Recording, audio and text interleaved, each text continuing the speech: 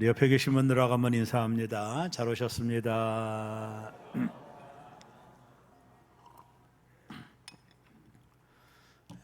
오늘 이렇게 2부 예배 참여한 여러분들을 축복하고 환영합니다.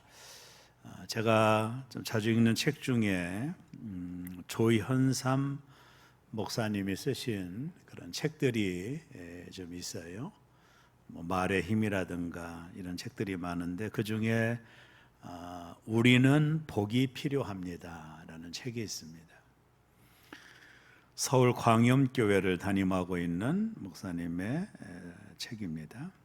이 책에 보면 하나님이 천지 만물을 창조하시고 특별히 하나님의 형상대로 사람을 지으셨죠. 첫 번째 인간이 아담입니다. 성경을 보니까 하나님께서 아담에게 복주며 가라사대라는 말이 나옵니다. 그래서 처음 인간인 아담에게 복주며 가라사대 이런 단어가 문장이 창세기에 보면 나옵니다. 그래서 저자는 그 말씀들을 우리에게 설명하면서 사람은 하나님이 주시는 복을 받아야 사는 존재로 본래 창조되었다. 이렇게 논지를 가지고 이야기를 합니다. 복이라고 하는 것이 내가 만들어내는 것, 내가 어떤 결과로 주어지는 그런 것이 아니라 복은 본래 하나님이 주시는 것이다. 그래서 성경에 보면 하나님이 아브라함에게 복주며 가라사대 또 이렇게 했고요. 또 아담에게 복주며 가라사대 생육하고 번성하라. 그래서 이 복이라고 하는 개념이 사람이 스스로 만들어내는 어떤 객체가 아니라 하나님이 주시는 것으로 복이라고 하는 것을 설명하고 있다. 이렇게 보면 됩니다. 오늘 여러분 3부 예배 나오셨는데 여러분은 다 복받은 사람이라고 생각하십니까? 1부, 2부 때보다는 훨씬 낫습니다. 나는 복받은 사람이다. 제가 한번 말씀을 좀 드릴게요. 대개 당신은 복받은 사람입니까? 라고 질문할 때 우리가 머뭇머뭇거리는 이유가 있어요. 그것은 복이라고 하는 개념을 대개 어떤 물질적인 것, 또 성취적인 것 이런 것들을 가지고 복이라고 생각하는 개념들이 우리에게 있기 때문에 복 받았습니까? 라고 말하면 머뭇거릴 수밖에 없는 것이죠. 그 기준이 물질적인 것이기 때문에 그렇습니다. 또 우리가 복을 생각할 때는 되게 상대적인 개념으로 복을 봅니다.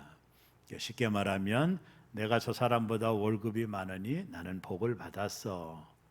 내가 저 사람보다 좋은 집에 사니까 나는 복을 받았어. 이렇게 복을 어떤 상대적인 개념으로 복이라는 것을 이해하고 생각하는 경우가 많이 있다라는 겁니다. 사진 한 장을 좀 보여드릴 테니까 한번 잠깐 보면은요. 여기 나와 있는 사진 방송실 잠깐 좀 보여줘요. 여기 보면 누구죠? 잘생긴 사람이 이재용 씨입니다. 삼성그룹의 회장이죠. 이분의 재산이 얼마냐면 10조입니다. 10조. 이분의 재산이 10조인데 세계 부자의 서열에 보면 288위입니다. 288위. 10조의 재산이 있는데도 288위예요. 여기 옆에 있는 분, 꼭 예수님처럼 생긴 이분은요. 우리가 알다시피 빈살만 왕입니다. 빈살만 왕, 석유 부자죠. 이분의 재산이 얼마냐면 2688조입니다. 저와 여러분이 이재용 씨라면 10조 정도 있는 이재용 씨라면 빈살만 앞에 서면 부자요 가난해요? 엄청 가난한 겁니다. 이분이 한국에 와서 대기업들하고 오찬하는 것 사진을 보았는데 그 그분은 가운데 앉고 대기업들은 다 이렇게 옆에 쭈그리고 앉아 있는 사진이죠. 복이라고 하는 개념을 이렇게 상대적인 개념으로 해석을 하면 이재용 씨 같은 분은 빈 살만에 비하면 매우 가난한 자입니다. 이렇게 복을 상대적인 개념으로 해석하는 경우가 많이 있더라는 거예요. 우리는 남들과 비교해서 나는 복 있는 사람이라 생각하지 않아요. 근데 오늘 저는 이런 생각을 갖고 있는 우리 모두에게 복이라고 하는 것, 특별히 이 복이 나에게 얼마나 주어진 것인가를 설명을 하려고 합니다. 여러분, 구약 시대의 복의 흐름을 제가 성경을 좀 읽다 보면 되게 물질적인 것으로 압축이 되어 있거든요.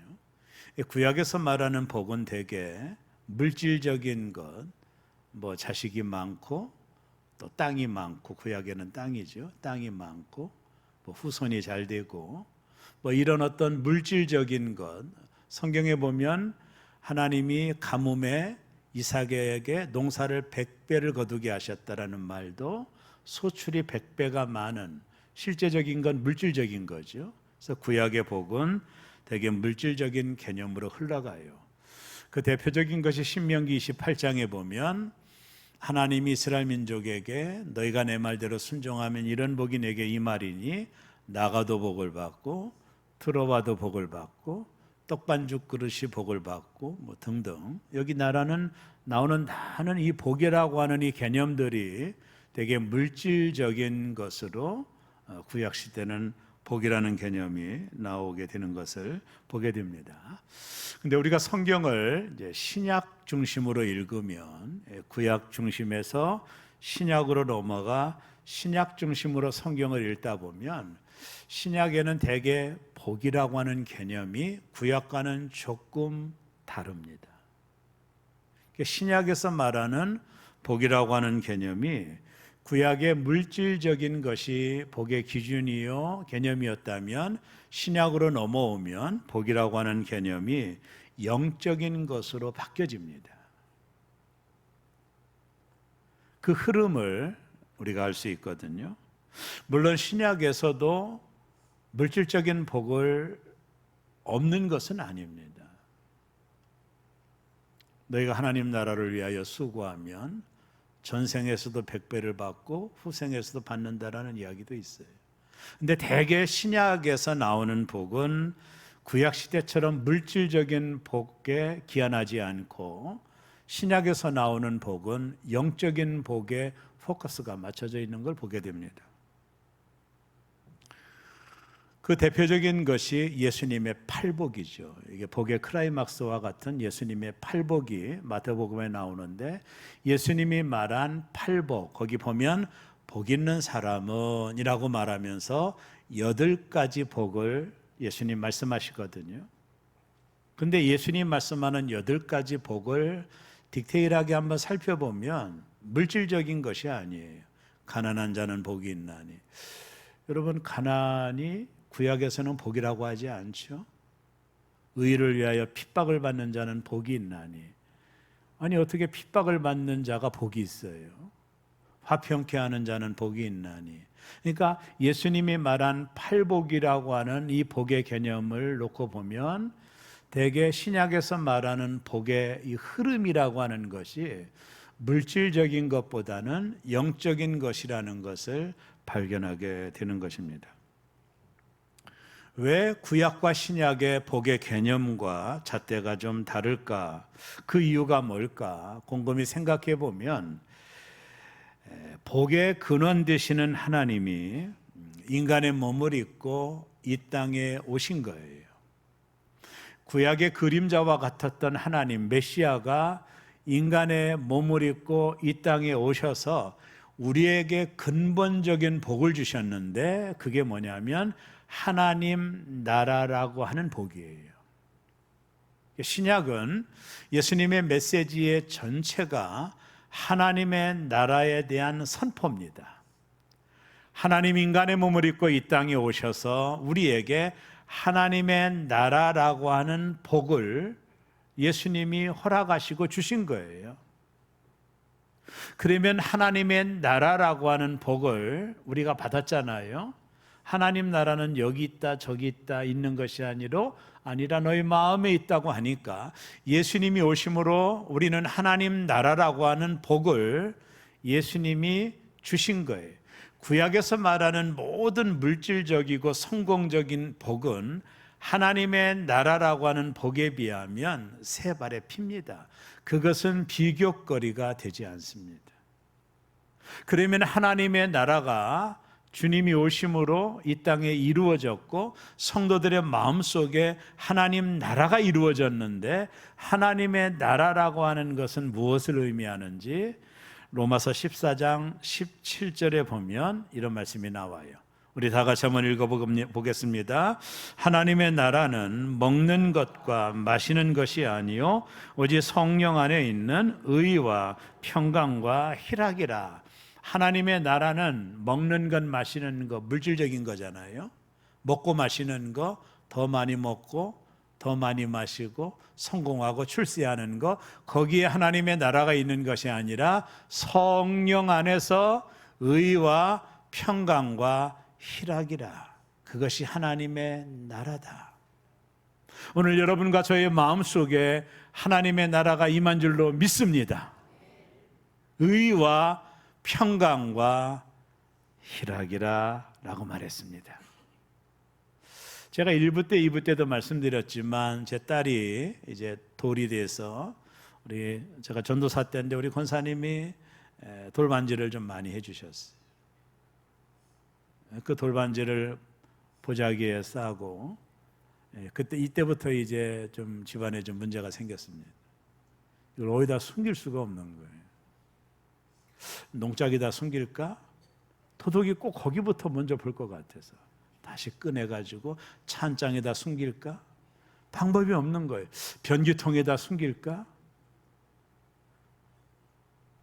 그 돌반지 몇 개 들어오고 나서 우리가 뭘 했느냐면 열쇠집 가서 튼튼한 자물쇠를 샀어요.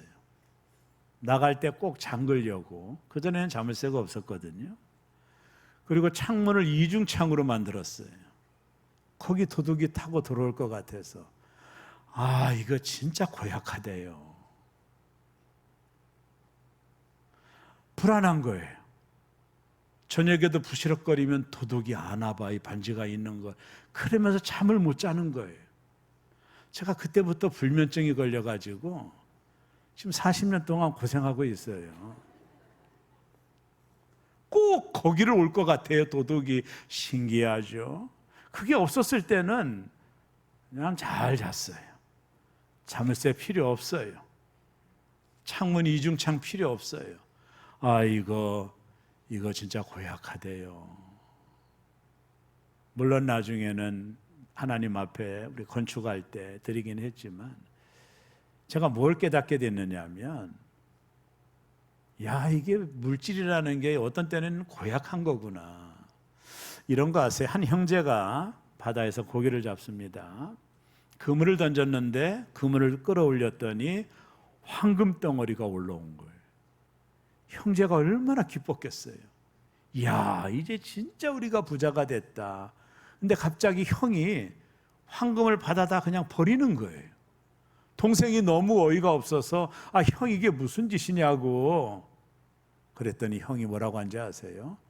이 황금이 우리가 가져가면 너와 나 사이에 의가 상한다.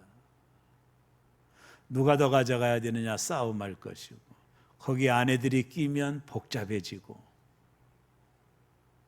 없는 것이 너와 나가 행복할 수 있는 방법.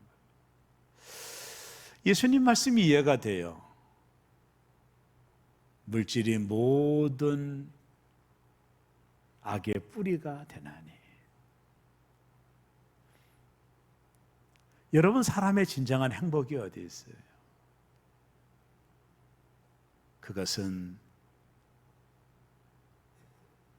평강이 있는 거예요. 샬롬이 있는 거예요. 날마다 나의 삶에 샬롬이 있는 거예요. 평강이. 그리고 희락, 기쁨이 있는 거예요. 하나님이 그것을 우리에게 주신 거예요. 이것이 하나님의 나라예요. 구약의 그 물질적인 거, 그거는 비교가 되지 않는 거예요. 이 하나님의 나라를 예수님이 우리에게 주신 거예요. 우리 마음에 주신 겁니다. 하나님을 내 인생의 통치자로 받아들이면 그분이 내 안에서 어떻게 통치하느냐 하면 의와 평강과 희락으로 나를 통치하는 거예요. 그래서 우리 안에 늘 기쁨이 있는 거예요. 우리 안에 늘 행복감이 있는 겁니다. 이것이 하나님의 나라, 예수님이 그 하나님의 나라를 우리에게 주신 것입니다. 여러분, 예수님은 굳이 부자에 대하여 많은 이야기를 했습니다.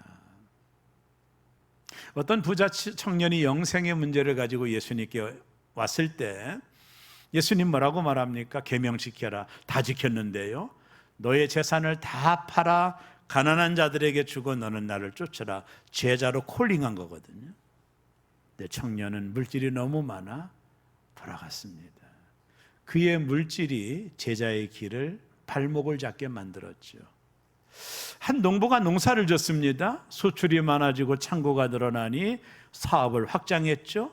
큰 창고를 지고 야, 이제 먹고 마시고 줄기자라고 말했을 때 성경은 뭐라고 말합니까? 이 부자를 향하여, 사업 잘하고 있는 성공한 부자를 향하여 어리석은 자여, 오늘 밤에 내 영혼을 내가 데리고 가면 너가 모아놓은 것이 무슨 소용이 있느냐. 그 사람을 향하여 어리석은 자여라고 말을 했습니다. 예수님은 이런 얘기도 했습니다. 부자가 천국 들어가기는 낙타가 바늘길을 들어가는 것보다 어렵다, 불가능하다라는 거거든요. 주님은 부자에 대하여 많이 디스를 하셨습니다.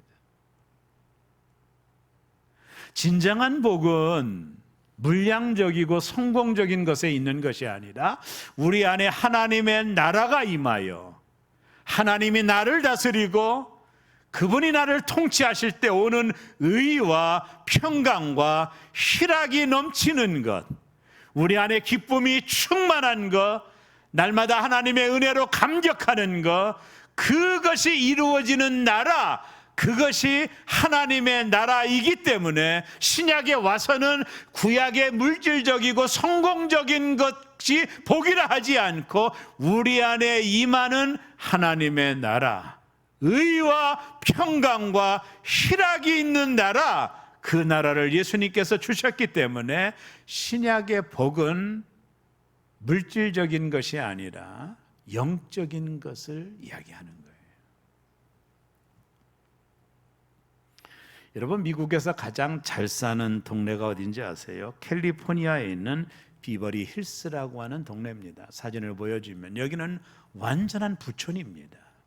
미국에서 가장 잘 사는 사람들이 이곳에서 모여서 사는 곳이 비버리 힐스라고 하는 곳이에요. 옛날에 마이크 조단이라든가 최고의 부자들이 사는 이 마을에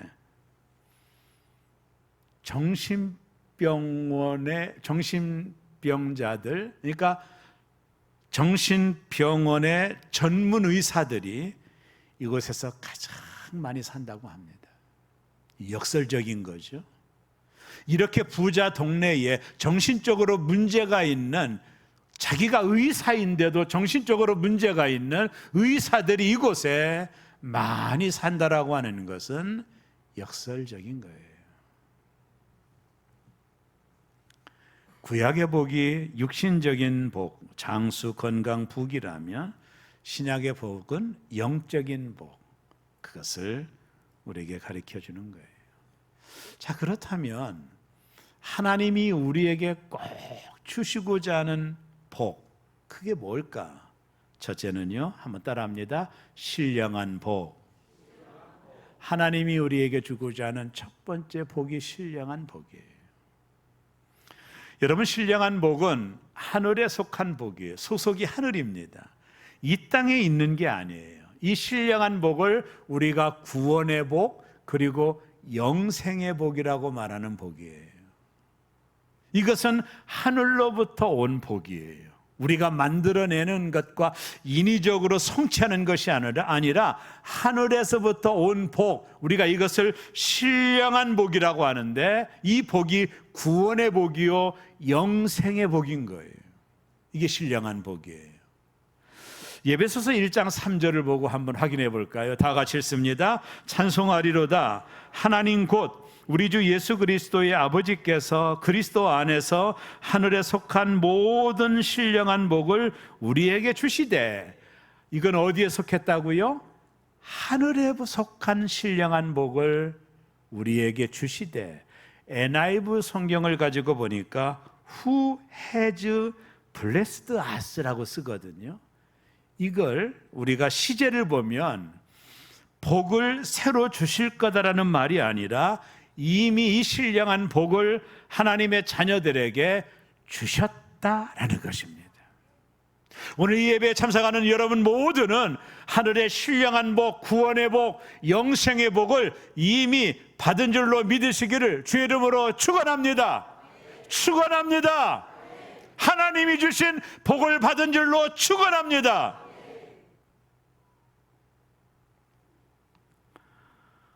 하나님이 주신 신령한 복이에요. 영생의 복, 구원의 복이에요. 왜 하나님이 이 복을 주셨을까? 왜 저와 여러분에게 하나님이 이 복을 주셨을까? 이유가 있어요. 에베소서 1장 4절이 그 이유입니다. 우리 한번 성경을 다 같이 한번 읽습니다. 곧 창세전에 그리스도 안에서 우리를 택하사 우리로 사랑 안에서 그 앞에 거룩하고 흠이 없게 하시려고. 자, 하나님이 만세전에, 천지가 창조되기 전에 하나님이 저와 여러분을 뭐 했다? 택하셨다. 한번 따라합니다. 하나님이 만세전에 우리를 택하셨다. 아멘. 언제? 천지가 창조되기 전에. 대단하시군요. 이 땅이 창조되기 전에 하나님께서 저와 여러분을 하나님의 자녀로 택하셨다. 아멘. 그래서 우리의 구원은 행위로 받는 게 아니에요. 이미 택함 받은 거예요. 하나님은 실수하지 않기 때문에 우리의 구원도 실수가 없는 거예요. 창세 전에, 하나님이 이 땅을 창조하시기 전에 하나님이 저와 여러분을 하나님의 자녀로 택해 주셨다. 아멘이십니까? 그런데 문제가 뭐예요? 택한 여러분을 양자 삼으려면, 구원하려면 우리의 죄 문제가 해결돼야 되는 거예요. 왜요? 죄의 삭은 사망이니까. 그래서 택함 받은 저와 여러분을 구원하기 위하여 2000년 전에 예수님께서 이 땅에 오셔서 십자가에 달려 죽으시고 저와 여러분의 모든 죄를 용서해 주신 거예요. 우리가 이것을 속량이다. 하늘에 계신 성자 예수님이 고민하는 성부 하나님을 어느 날 보셨어요. 아버지, 왜 고민하세요?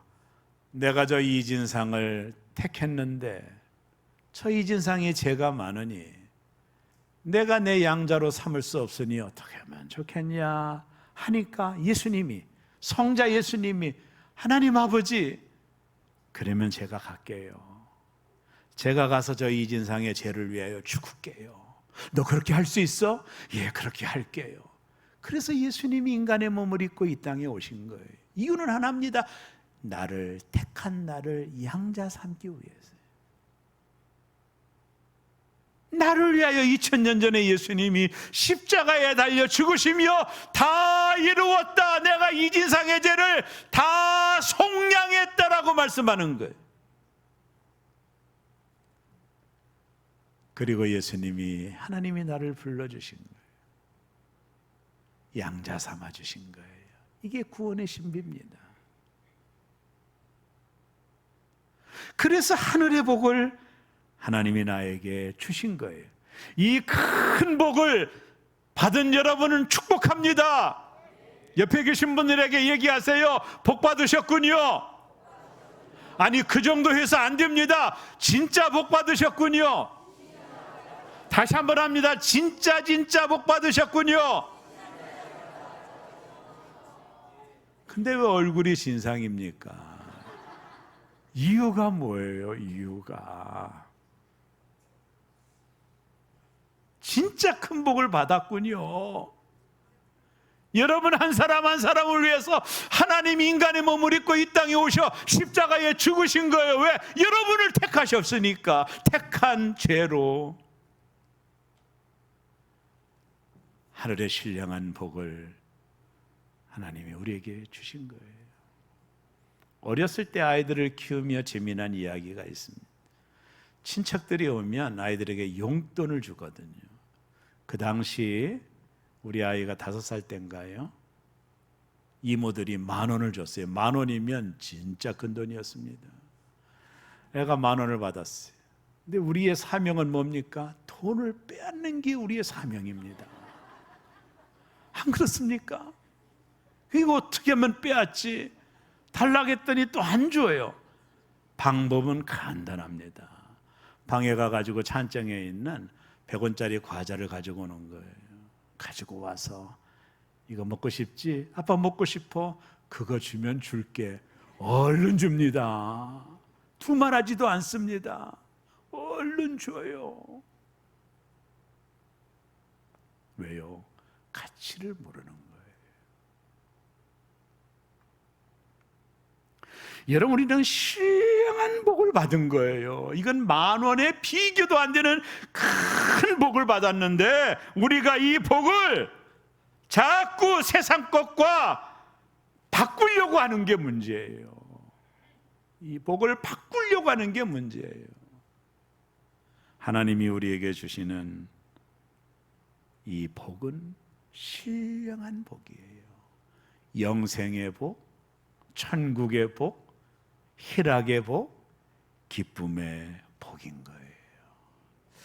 한 사람이 사막을 여행하다가 한 3일이 지나니까 이제 목이 말려서 죽게 됐어요. 이제 물을 못 먹으면 죽어요. 그 막 생명을 걸고 땅을 파는데 보자기 하나가 나왔어요. 그래서 이 보자기가 뭔가, 지금 나는 물을 먹어야 된다. 보자기를 열어봤더니 다이아몬드가 20개가 있는 거예요. 수억짜리 다이아몬드가 20개가 있는 거예요. 그때 이 사람이 뭐라고 말한지 아세요? 아무것도 아니네 그러잖아요. 왜요? 물이 급하니까. 물을 먹어야 살지 그놈의 다이아몬드 뭐가 지금 그 상황에서 중요하겠어요.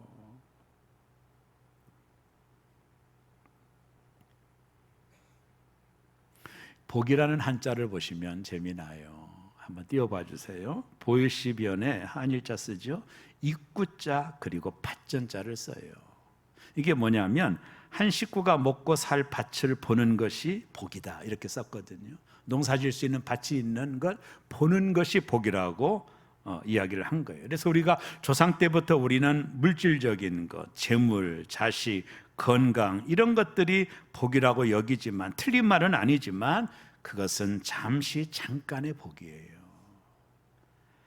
단지 그림자에 불과한 겁니다. 여러분, 저는 장례를 집례하는 목사로서 지금까지 정말로 수백 번의 장례를 집례했을 거예요. 한 번도 고인이 자신의 재산을 가지고 간 자를 한 번도 본 적이 없어요. 수의에는 호주머니가 없어요. 내 거라면 가져가야 되잖아요. 내 게 아니니까 못 가져가는 거예요.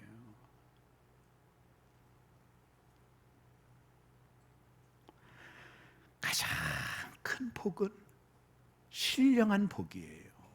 구원 얻는 복, 영생 얻는 복, 이 복을 세상 것과 바꾸지 않기를 간절히 축원합니다.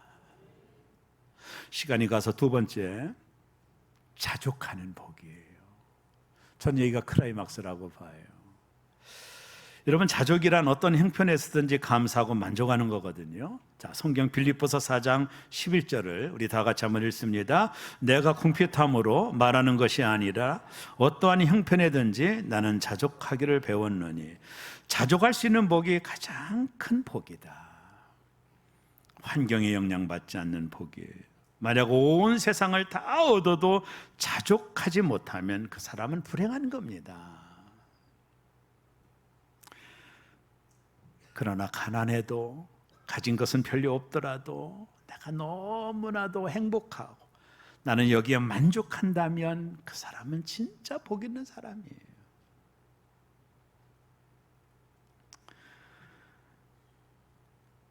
이대희 씨가 쓴 멋지게 나이 드는 법 가끔 서재에 있어서 읽거든요. 나도 멋지게 나이 들고 싶어서. 거기에 이런 글이 있습니다. 어떤 사람이 행복하게 보이는가? 바로 자기의 삶에 자족하는 사람이다. 어떤 일이든 자족하는 것은 쉽지 않다. 자족은 단번에 이루어지는 것이 아니다. 자족은 연습과 훈련을 통해 이루어진다. 나이가 들면서 우리는 자족을 배워야 멋지게 나이가 드는 법이다. 그랬습니다. 욕심 내려놓고 자족하는 것을 배워야 돼요.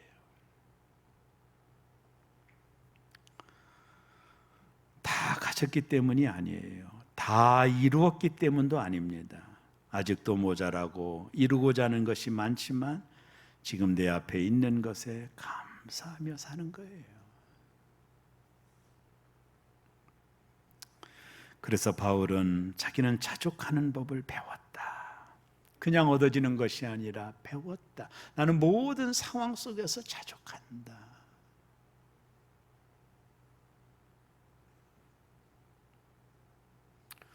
여러분 차를 타다 보면 크루즈 기능이라는 그 옵션이 있거든요. 자동차에. 제가 타는 차에도 있던데요. 고속도로를 달릴 때 크루즈를 누르고 속도를 세팅을 해놓으면 이 차가 그 속도로 계속 갑니다. 엑셀레터에서 발을 떼도 크루즈에 세팅한 속도로 다 동의하실 거예요. 계속 그 속도로 차는 갑니다. 저는 그걸 통해서 많은 걸 깨달아요. 우리 인생에 하나님이 내게 주신 은혜, 영생의 복, 구원의 복, 축복의 복에 세팅을 하는 거예요. 그 은혜를 계속 유지하는 거예요. 그럼 살다 보면 어려운 일도 오고 고난도 오고 역경도 오지만 영적인 크루즈에 세팅을 해놓는 거예요. 그 속도로 그 패턴으로 내 인생을 드라이브하는 겁니다. 어려울 때도 있죠. 고민스러울 때도 있지만 영향받지 않는 겁니다. 그 속도로 그 은혜로 그 축복으로 가는 거예요.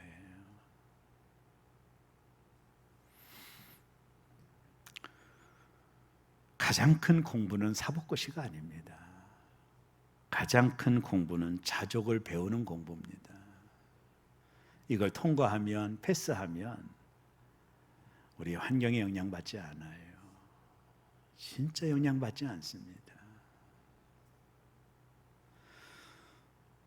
인생의 행복과 불행이 자족에 있기 때문이에요. 토마스 왁슨이라는 분이 이런 얘기했어요. 잘 들어보면 좀 인사이트가 있거든요. 소는 산에서 풀을 뜯어 먹는 것으로 만족하고, 그렇죠? 벌은 이슬을 먹거나 꽃으로부터 자양분을 빨아들이는 것으로 만족하지 않는가? 맞잖아요. 그러나 인간의 만족은 마음속에 있다. 인간이 만족을 얻는 길은 배를 채우는 데 있는 것이 아니라 마음을 평온하게 하는 데 있다. 만족하는 인간은 행복한 인간이다. 불만족은 인간으로부터 그가 소유하고 있는 즐거움의 능력을 빼앗아 간다. 한두 방울의 식초가 포도주 잔을 시게 만드는 법이다. 그렇게 말을 했어요. 인간의 최고의 행복은 마음에 있다는 거예요. 그 마음에 만족하는 마음이에요. 저는 2부 때도 얘기했지만은 제게 옛날에 어떤 분이 아이가 백혈병에 걸려서 얼마 살지 못한다라는 판정을 받았어요. 근데 우리 교회에 10년 넘도록 아이가 없는 집사님이 계셨거든요. 아이를 달라고 많이 기도하는 여자 집사님이었어요. 근데 우연히 그분하고 신방을 가게 됐습니다. 백혈병 걸려서 얼마 살지 못하는 아이를 나하고 신방을 갔는데, 신방 끝나고 나서 이분이 툭 던진 말이 지금도 기억이 나요. 뭐라고 말했는지 아세요? 아유, 한 달이라도 내 가슴에 품을 수 있는 자식 하나 주셨으면 좋겠다. 저는 그때 많은 생각을 했어요. 한 달 있다가 죽더라도 그 자식이 내게 있었으면 좋겠다라는 거예요.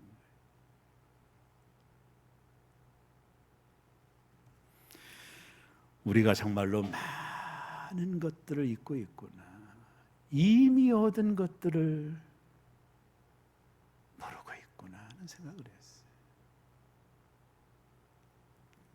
15년 동안 병상에 누운 권사님이 한 분 계셨어요. 전에 목회하던 때입니다.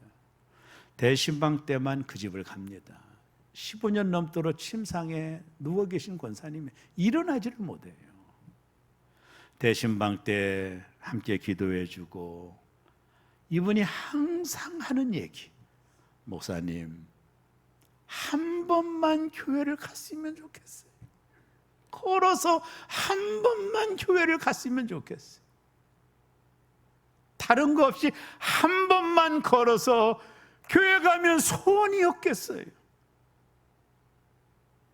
15년 동안 침상에 누워 주님 전에 나오지 못하는 그분의 간절한 소원, 다른 게 아닙니다. 한 번만이라도 교회 가서 예배 드렸으면 좋겠다라는 그분의 말씀이 신금을 울렸어요. 중환자실에 가본 적이 있나요? 오늘 내일 하는 분들을 본 적이 있나요? 여러분 여기 건강한 모습으로 주의 전에 오셨잖아요. 이게 얼마나 축복인지 모르시죠? 이게 얼마나 행복인지 모르시죠?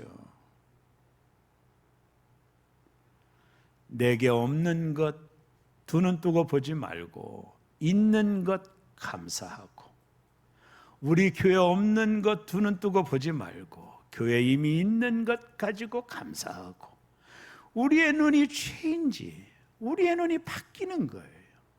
모든 것을 감사의 눈으로 바라보는 거예요. 내 가정도 감사의 눈으로 바라보면 너무나도 많은 복이 있는 거예요.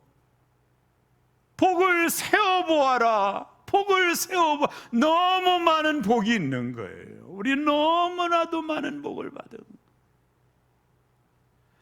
40대 초반에 내가 사랑하는 친구 목사가 심근경색으로 죽었어요.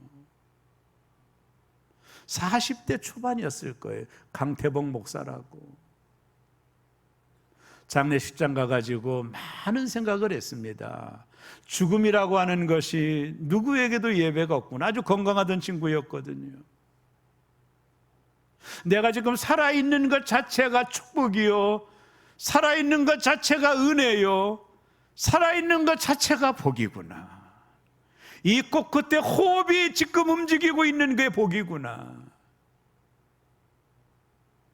없는 것 불평하지 말고 이미 있는 것 감사하고, 모든 일에 자족하고 만족하고 기뻐하고 행복하고, 할렐루야. 뭘 없는 것 때문에 불평하세요? 다른 사람이라면 충분히 있는데 늘 자족의 은혜를 갖는 거예요. 마지막 시간이 가서 세 번째 축복은 수고의 대가를 받는 복입니다. 여러분, 성경의 복은 우상이 아닙니다. 비리면 뚝 떨어지는 복이 아니에요. 반드시 성경의 복은 대가의 복이에요. 성경은 그 어디도 불로소득을 얘기하지 않아요. 갈라디아서 6장 7절 보세요. 스스로 속이지 말라. 하나님은 업신여기지 받지 아니하나니 사람이 무엇으로 심든지 그대로 거두리라. 심고 거두는 게 성경의 복입니다. 심지 않고 거두는 것 성경에 어디에도 찾아봐도 없어요. 우상이나 그렇게 말해요. 열심히 빌면 축복할 거야. 산신령 앞에서 빌면 축복할 거야. 성경은 그런 복을 말하지 않아요. 성경이 말하는 법은 심고 거두는 복이에요. 심지 않고는 거둘 수 있는 방법이 없어요. 이건 모든 삶의 영역에 다 해당되는 하나님이 정한 불문율이에요. 심어야 거두는 거예요. 친절을 심어야 친절을 거두고, 구제를 심어야 구제를 거두고, 모든 것이 심고 거두는 법이에요. 심지 않고 거두는 것은 한 달란트 받은 자의 얄팍한 내용이에요. 그가 말하잖아요. 우리 주인은 심지 않는 데서도 거두는 분이라고 착각하고 있는 거예요. 성경의 복은 심고 거두는 복인데, 저주는 뭘까요? 심었는데 못 거두는 게 저주예요. 여러분 그거 아세요? 심었는데 못 거둬요. 왜요? 황충이 찾아와요. 메뚜기 떼가 찾아와요. 부지런히 심었는데 가을 추수기에 이놈의 메뚜기들이 막 수억 마리가 찾아와서 밭을 다 훑고 가요. 수구의 떡을 못 먹는 거예요. 여러분 저주가 뭔지 아세요? 심었는데 못 먹는 겁니다. 거두지 못하는 게 성경이 말하는 저주입니다.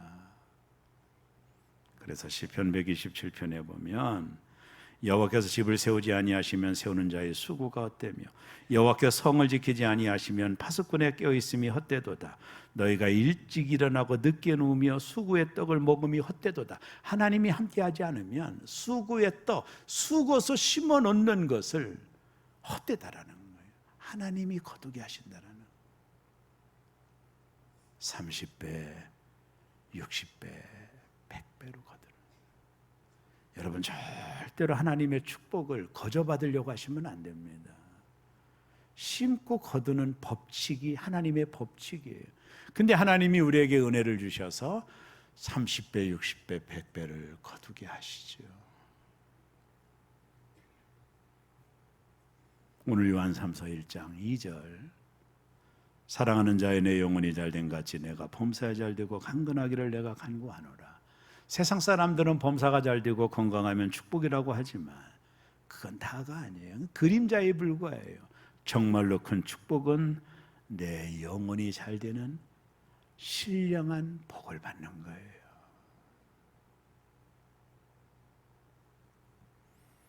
성도들이 구하고 누려야 되는 복은 어떤 환경에서도 누리는 평안, 무엇에도 매이지 않는 자유, 세상 무엇도 부럽지 않는 부요, 어떤 고난도 이겨내는 강건, 나만의 부르심을 따라 사는 사명, 허무와 죽음을 이겨내는 능력, 이것이 성도들이 주시는 복이에요.